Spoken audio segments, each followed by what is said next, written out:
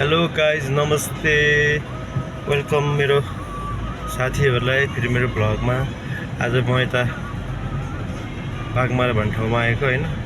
बहुत यहाँको बाटोहरू चाहिँ एकदम राम्रो बनाएर रहेछ कि गाइज होइन। त्यसपछि अनि एकदम हेरौँ हेरौँ लाग्ने खालको रहेछ। म त जहिले पनि मेरो गाडीबाटै भ्लग बनाउँछु होइन। के भन्ने अब हिँड्नको लागि सजिलो गाडी मोटरसाइकल पनि चाहिन्थ्यो त, त्यही पनि मैले चाहिँ आज गाडी सिङ्गल ड्राइभ गरिरहेको छु होइन गाइस। अब त्यही छ। अनि तपाईँहरूलाई चाहिँ मैले के भयो गाइस होइन, बाटो हो होइन गाइस, एकदम राम्रो क्या, एकदम आनन्दको छ। भ्यालीभरि यस्तो छैन होला होइन गाइस, एकदम राम्रो क्या, शान्त छ। घरहरू एकदम राम्रो बनेको छ है। यहाँ दोबिलाबाट आउनुपर्छ। हेर्नुहोस् न ल, पोखरा पनि यस्तो राम्रो बाटो बनाएको छैन क्या अहिले त। त्यति राम्रो बनाएको थियो आम्मा गाई त देख्नु भएको छ। अहिले मङ्नी पोखराको हाइवे र यो बाटो चाहिँ उस्तै उस्तै छ।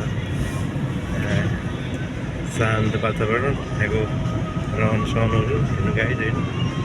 अब यस्तै छ, के गर्नु अब। बस्दै छ गाउँतिरै हो, भए पनि यातायातको सुविधा छ। यो पनि महानगरपालिकाभित्रै पर्छ होइन कि। यो चाहिँ मेन ठाउँ हो यहाँको बाघमाराको बजार होइन।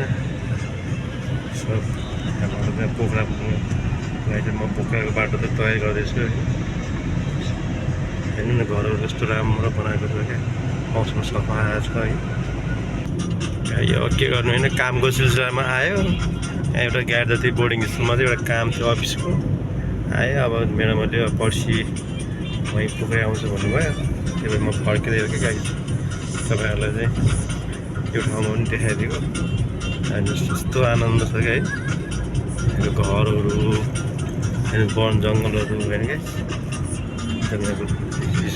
सबै भौतिकसँग सबै भएको गाई। त्यही भएर अब गाई तपाईँहरूले पनि यो भिडियो हेरेर लाइक कमेन्ट सब्सक्राइब र अन्तिममा बेल आइकन चाहिँ थिच्नु नबिर्स्नु होला। मेरो पनि म पनि नयाँ नयाँ भिडियोहरू हालेको हुनाले तपाईँले यसो प्रमोट गरिदिनु होला, कमेन्ट गरिदिनु होला है भन्दै अब आजको लागि यो भिडियो चाहिँ अन्त्य गर्छु। हस्, धन्यवाद।